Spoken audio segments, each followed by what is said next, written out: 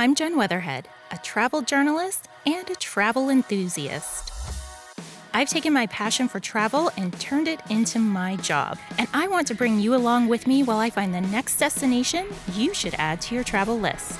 Cholesterol and diabetes, that thing has both right there. From lesser-known destinations to revitalized cities and up-and-coming neighborhoods and familiar places, this is Next Destination. Hi, I'm Jenn Weatherhead, and this is Next Destination in Porto. Porto is one of those destinations that has it all, and it can easily be explored in a few days, or much longer if you decide you just can't leave. The food, the architecture, the wine, the river, and the people will keep you busy and may just entice you to stay longer than you intended. Let's find out why Porto should be your next destination. Porto gets its name from being a port city. The Portuguese tend to name things quite literally. It's a gateway to the Atlantic Ocean and also the home of the Douro River that winds through the city and into the Douro Valley and right into Spain. Known for its hills, stunning blue tiles on buildings, views from the water, churches, food, and of course, that famous port wine. But before we dive into that port wine, we need to eat. An easy way to get your bearings in a city is to do a food tour. And one of the best in all of my travels has been with Taste Porto. This is my third time doing a tour with Taste Porto, and I'm with co-founder Andre as he takes me through the city in search of incredible eats, history, and of course, some sips. Welcome, Jen. I'm Andre from Taste Porto. I'm Taste Porto's owner and co-founder. Just so you know a bit about me, born and raised, well, not here, but 6 blocks that direction. I've graduated from college here as a civil engineer, but I'm a retired civil engineer. I'm a full-time tour guide. And I'm a gigantic fan of our city's main football team, but it's been a lousy season, so we're not going to do sports today. We're going to focus on gastronomy today. That's the one thing everyone can agree on, right? Yeah. You're not disappointed. So there are a couple of topics that don't talk. Sports is one of them. So today we're going to explore a bit of Porto's gastronomy, diving first into the heart of gastronomy in town. This is Mercado do Bolhão, or Bolhão Market. This architectural gem from 1914, closed in 2018 for a long due renovation that took them 4 years to turn it into this. It's a gorgeous renovation, an amazing moment for the city. The vendors are all downstairs, restaurants up here, and we're gonna dive down there to explore a bit of the traditions, because I believe that one of the things that worked really well was the focus of the mayor of keeping the original vendors here. So some of the ladies and gents down there have been working here for over 50 years. And we're going to take a bit of that information and use it today during the tour. I'm so excited because I've been here a few times, but I haven't been here specifically. So this is one of my biggest highlights, I think. Yeah, it will be for sure. Okay, shall we? Yeah. We are definitely coffee addicts in Portugal, but we're also tea addicts. Coffee-wise, we drink it accordingly to Italian tradition, mainly espressos. The one thing about it is that we do the medium-high to rye roasting of coffee beans. So whenever you drink a cup of coffee, 90% of the time will be this roasting notes. These guys, they do the medium-low to blonde roast, meaning a bit more acidic, far more citrusy, fragrant, floral, chocolatey, strawberry.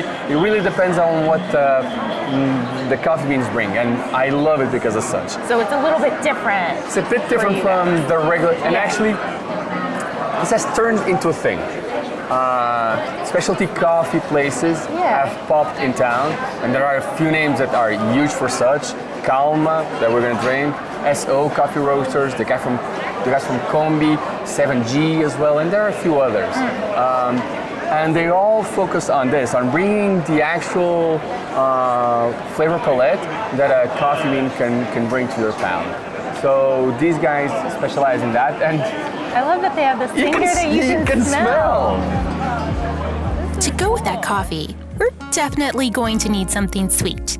And thankfully, the Portuguese are very good at making sweet treats. But this one is actually, as you'll see, it's quite fluffy. Yeah. And light. There's a variation of this, which is also called the pão de ló, that instead of being this, it's going to be like this, with a top layer of softly baked egg yolks and sugar.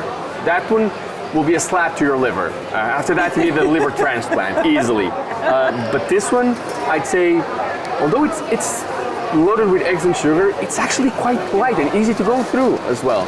And probably really perfect with the espresso. Yeah, these two together will go amazingly well.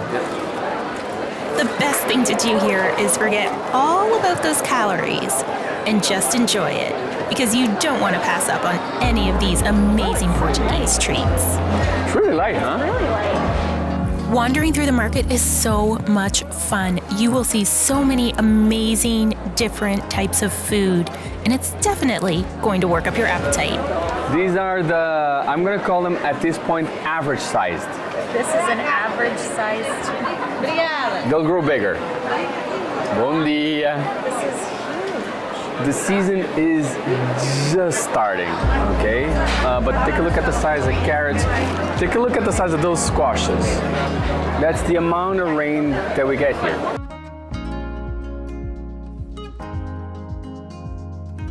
Here, this is a cow milk cheese aged for 24 months.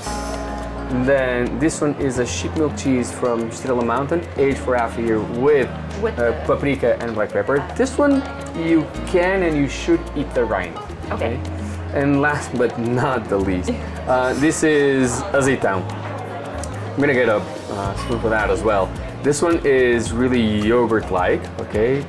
I feel that although it's strong, it's really flavorful. But I would keep this one for last though, okay? Because this is going up the ladder of intensity. Okay? And then what are we gonna do pairing-wise? Yeah, so we love fruit jams. We love jams in general for cheese. This is an unusual one for us. This is a tomato jam with piri piri chili peppers in. It's gonna be spicy, but for our standards, meaning that on a scale of 0 to 5, usually in Portugal we're in the realm of 0.5 to 1.5. When it's 1.5, it'll be like, oh my god, it's so hot. So this will be like 0.8, okay? I really like spicy, so I hope I can handle it. Okay. But I think I can. No, you can. This is easy to go through. Okay. Then I feel that this is the queen of fruit jams for cheese. And you go for dessert, you'll see there Romeo and Juliet. Oh. Romeo and Juliet is cheese and marmelada and quince jam. Which one's Romeo and which one's Juliet? Good question. I'm gonna say Romeo will be cheesy. Yeah. This makes sense. And the sweet Juliet will be marmelada. Yeah, that makes sense. This is a living place. Yeah. So you should be able to grab a glass of wine somewhere, grab some cheese there, then get a second glass of wine, grab some cured meats there. It makes you want to try more. It does. Honestly. And it's, you know, if you go upstairs, sit at a restaurant, you're not having the market experience. Yeah. You're sitting at a restaurant. Yeah. You know? But doing it down here, look, the possibilities are endless. Because look, you can go and grab a fruit bowl or a fruit juice, then start your morning here, and you can spend the morning here easily. Because tradition has it, on a Friday or Saturday morning, you just crash the market, purchasing the items for your weekend ahead, and it's not going to take you like half an hour. You're going to spend like a couple of hours here buying all the things that you want. So why not have wine while you're doing with it? Yeah. So let me just grab some pumpkin jam. Okay. Once we've been through the market, we head out on a walk around the city, getting a sense of our surroundings and some history lessons as we stop by cafes for more sweet treats. Cafes like this played a phenomenal role during the dictatorship. So Portugal was under a ruthless dictatorship, the longest lasting one in Europe as well, 1928 to 74. We've just celebrated 50 years past that. Places like this were one of the few places where you could come to, sit down, and talk and plot against the dictatorship. Why? Look, a party of three like ours out on the street could be considered a political gathering. You would be sent to jail for questioning, no questions asked. Just 3 people. Easy. Simple as that. Sometimes just 2 on the street. If the political police felt that you were plotting against the dictator, you'd be sent to jail, which meant torture, usually. But on a place like this, you can see that the tables are close together, so that one could be seated here, the table in the back of you. You'd be reading your newspaper and talking with the one next to you, thus plotting against the dictatorship. Places like this and others, and unfortunately have closed in town, played a huge role fostering the political movement against the dictatorship.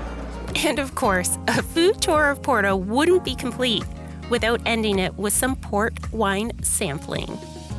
We finish off the tour with a lesson on port wine history, and of course, a little tasting. For me, it's the perfect way to end a food tour and an afternoon. Port fortified wine for port. So port is the first fortified wine appellation in the world. Since 1756, that to be called port has to be made with grapes indigenous to Douro Valley, harvested there, and then fermentation stopped with double distillation wine approved by the Port Wine Institute, and then aged across the river in Gaia, nowadays also in Douro, and then bottled and approved with a seal of approval by the Port Wine Institute. Since I've technically walked off all that food and wine, at least that's what I'm going to tell myself, it's time to relax by taking in the sights on a boat. There's nothing quite like the views of Porto from the Douro River, and it's one of the best ways to spend a first day in the city. You can grab private boat tours, tours that take an entire afternoon, sunset tours, or a quick hour-long tour like I did to glide under the 6 iconic bridges of Porto.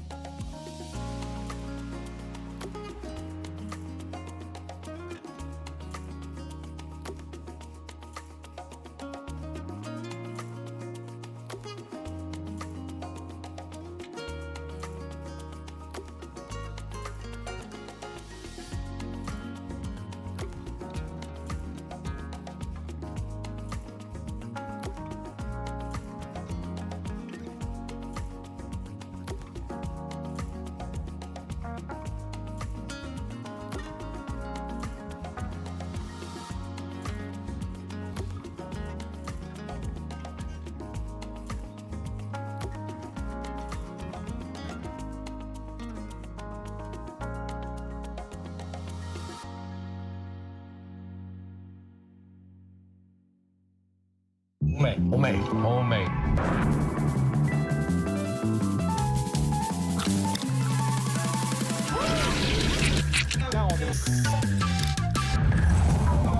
Hong Kong is the gourmet capital of Asia.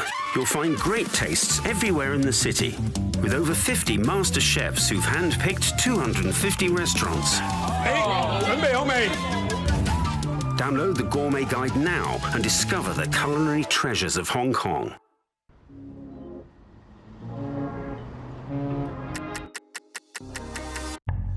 Discover Hong Kong in our upcoming episodes of Next Destination, coming soon to CHCH TV.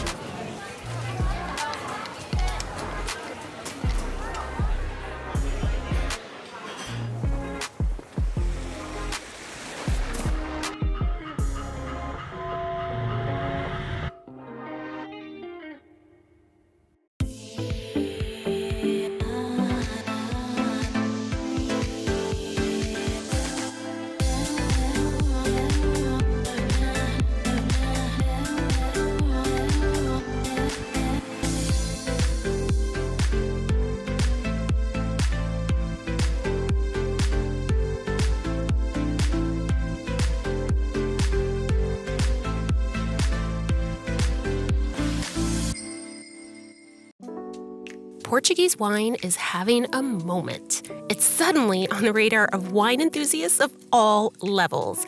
And the most famous of all the Portuguese wines has to be port. Porto is the place to get to know this sweet wine, and you can start your port journey at Ramos Pinto. George takes us on a tour through the history of Ramos Pinto.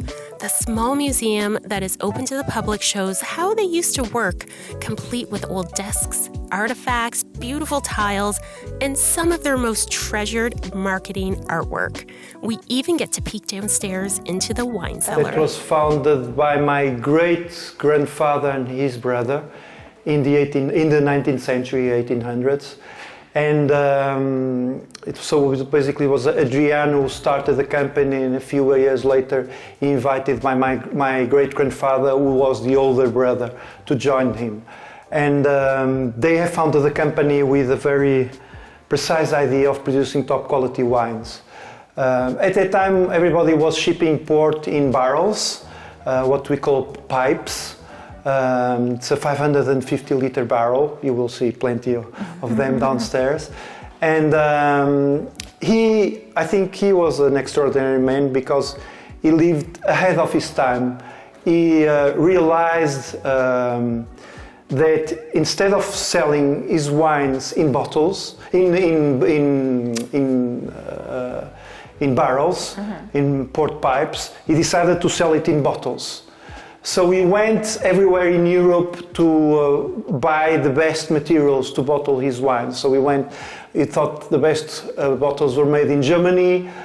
So he bought the bottles in Germany. He bought the capsules, the metallic capsule was made in the Netherlands. The labels were designed and made in Paris, in France. So we went everywhere to buy the best materials. And he decided to produce a top quality wine. So he was selling his port between 2 and 3 times higher than his main competitors. And he managed, so he decided to call his wine Adriano, which was his first name. And Adriano became very soon a synonym of port. So today, almost 150 years later, people in Brazil, there are some people who still ask for a glass of Adriano and not for a glass of port. We have worked here until April 27, 96. Wow. 1996. So this was my desk over there.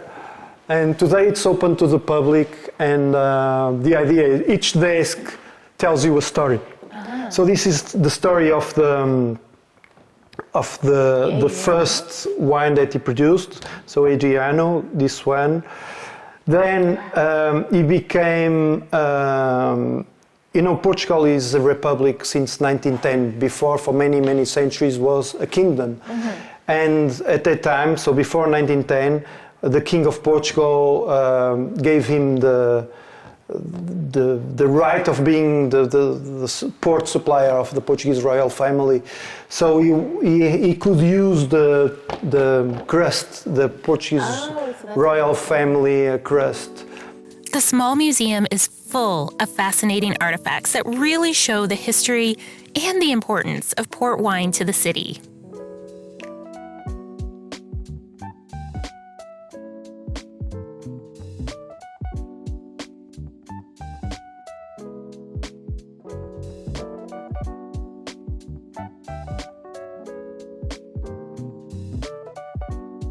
Now it's time for some actual port tasting, something I have been excited to get to do because port has very quickly become one of my favorite things to sip on. We will start with the family that is aged not in contact with oxygen. Okay. We call it the ruby family because it has this ruby color. As you can see, it's a very bright and deep colored wine. It's very, very red. Sometimes in vintage port, it's so red that it becomes purple. It's almost blue because it's so intense and so dense. Go from the lap of luxury to lands untouched by time, where ancient civilizations once thrived, where their spirit still lives on today, and where you can leave everything else behind and grab life. Plan your trip today. Here in Chicago, our style is everything. It's making moves, making waves, and making no little plans. From lounging on the shoreline to laughing at the punchline, our style is igniting the senses and igniting the night sky. It's preserving the past and embracing innovation. Our style was built to be bold, built to be better. But don't just take our word for it. Chicago has been voted best big city in the U.S. for 8 years in a row. Now that's Chicago style. Homemade.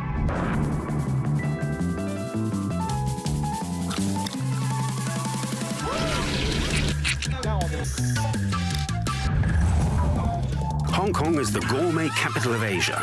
You'll find great tastes everywhere in the city, with over 50 master chefs who've handpicked 250 restaurants. Download the Gourmet Guide now and discover the culinary treasures of Hong Kong.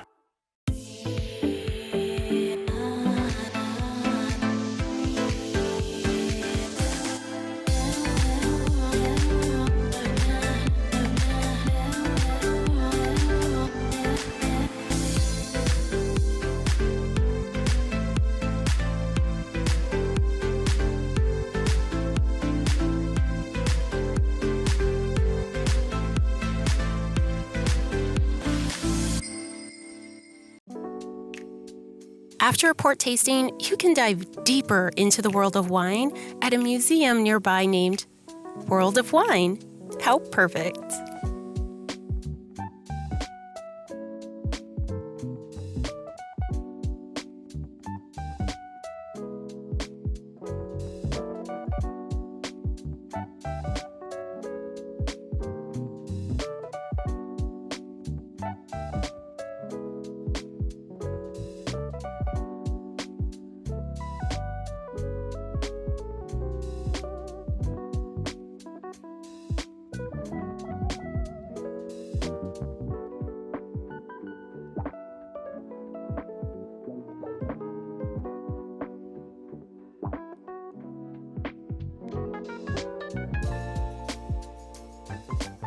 Porto's love for the arts and creativity and crafts can be seen throughout the city.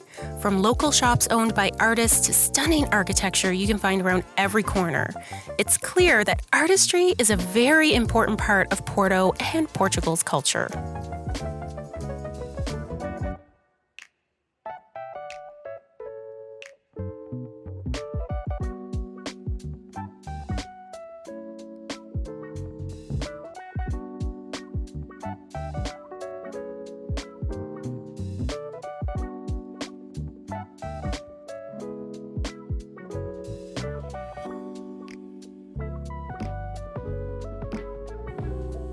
You don't have to go far outside the city to see incredible art combined with nature.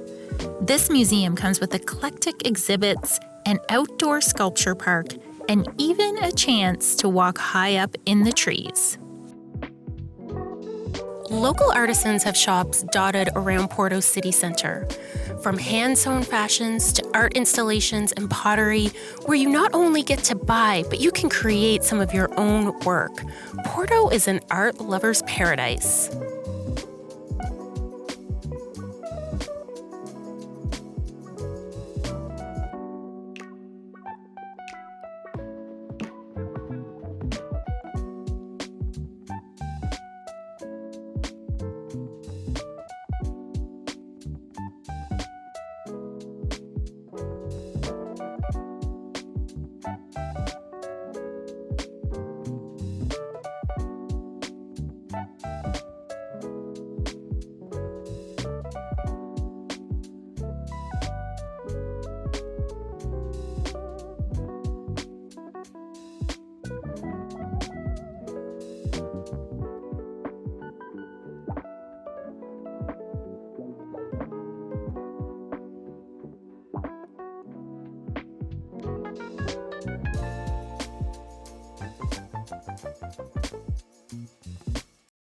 Homemade.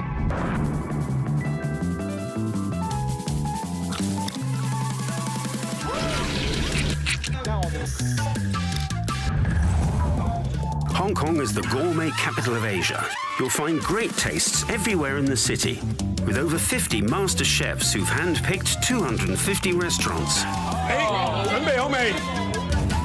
Download the Gourmet Guide now and discover the culinary treasures of Hong Kong. With Wise, Tina can spend and send money in other currencies. Tina's gone international. Moving all around, money head there, everywhere, man, I like a sound. Ding, ding, ding, ding, ding, ding, ding, ding, ding, ding, ding, international. Moving all around, money head there, everywhere, man, I like a sound. Wise, the app for doing things in other currencies. Ding, ding. If you think there's just one Miami, think again. You might discover her Miami, a fitnesscape full of kicking, swinging, and steaming. There's the Artventurous Miami that combines vibrant art and one-of-a-kind outdoor adventures. And get your appetite ready for a Miami that's deluxious, equal parts delicious and luxurious. There's a Miami perfect for you, waiting to be discovered. The only question is, what Miami will you choose?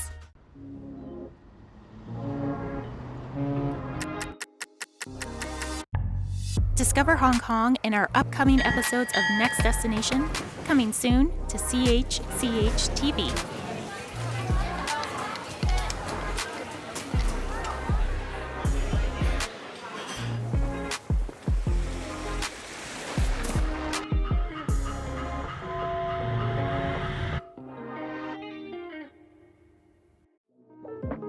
When it comes to places to stay, Porto has it all, from incredible views to incredible food. These are two of my favorite spots to stay.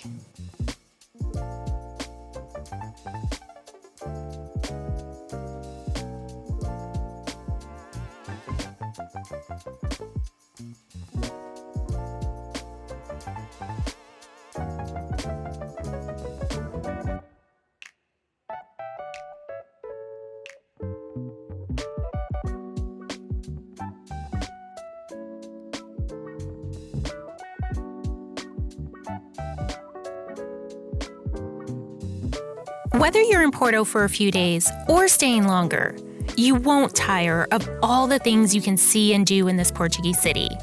You can eat and drink your way through the hilly streets, take in art and the views, and sail away on a little cruise, making it ideal for your next destination.